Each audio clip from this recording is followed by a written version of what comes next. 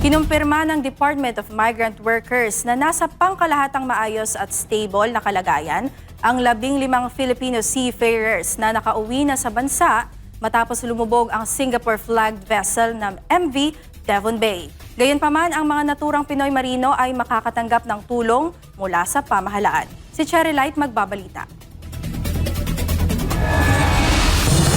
Tiniyak ng Department of Migrant Workers na mabibigyan ng agaran at karampatang tulong ang 15 Filipino seafarers na nakaligtas sa insidente ng MV Devon Bay habang patuloy ang medical evaluation, psychological support at pagproseso ng financial at death benefits para sa mga apektadong pamilya. Ayon kay DMW Undersecretary Felicitas Bay, ang 15 seafarers na sinalubong ng ahensya noong Lunes ay kasalukuyang dumaraan sa serye ng medical check-up at evaluation. Habang nasa onboard pa ng barko, sila ay binigyan na ng paunang medical assessment ng Philippine Coast Guard at sinundan ito ng medical examination na isinagawa ng kanilang licensed manning agency. Bagamat hinihintay pa ang resulta ng huling pagsusuri, sinabi ng DMW na ang mga seafarer ay nasa mabuti ng kalagayan. Nakikipag-ugnayan na rin ang ahensya sa pamilya ng lahat ng 15 survivors at ayon kay Yusik Bay, ramdam sa kanila ang halo ng saya at lungkot. Saya dahil sila ay ligtas na, ngunit lungkot dahil hindi nakasama ang mga kasamahang nasawi sa insidente at iba pang mga nawawala. Kasabay nito patuloy ang agarang tulong na ibinigay ng DMW at Overseas Workers Welfare Administration o OWA sa mga survivor. Bagamat wala pang pinal na usapin sa mga seafarer, tiniyak ng ahensya na sa tamang panahon ay makatatanggap sila ng financial assistance. Naisagawa na rin ang funeral arrangements as services para sa mga nasawi at kalaunan ay entitled din ang mga ito sa death benefits.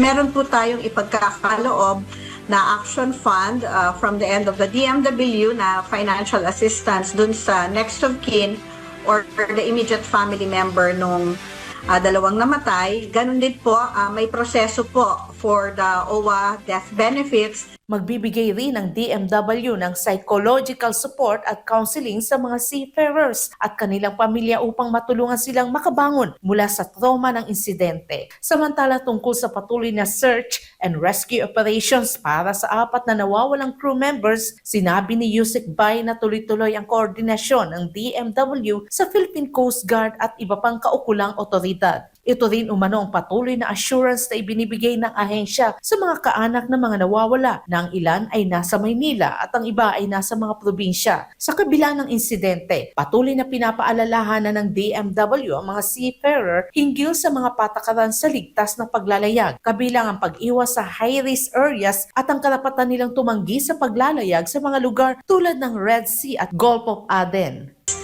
Ang Department of Migrant Workers po ay tinututukan hindi lamang po yung high-risk areas, kundi po yung mga safety and including the health regulations on board the ships. Kaya po, meron pong standard employment contract. Matatanda nitong Lunes ligtas nang nakauwi sa Pilipinas sa mga seafarers na sakay ng DM Devon Bay matapos ang trahedyang sinapit ng nasabing barko at agad na sinalubong at inasikaso ng DMW at OWA sa South Harbor, Manila Pier 13 bandang alas 5 ng umaga nitong Enero 26. Sa kabuuan, 15 seafarers ang nakaligtas habang 2 ang nasawi sa insidente. Ang mga survivor at ang mga labi ng nasawing crew ay dinala pauwi sakay ng BRP Teresa Magbanwa. Tumaob ang Singaporean cargo vessel MV Devon Bay nitong Enero 22 sa bahagi ng Baho de Masinloc habang ito ay may kargang iron ore at bumiyahe mula Gutalok, Zamboanga del Norte patungong Guangzhou, China. Hanggang sa kasalukuyan, nagpapatuloy ang search and rescue operations para sa 4 pang nawawalang Filipino crew members. Para sa Diyos at sa Pilipinas kong mahal, Cherry Light, SMNA News.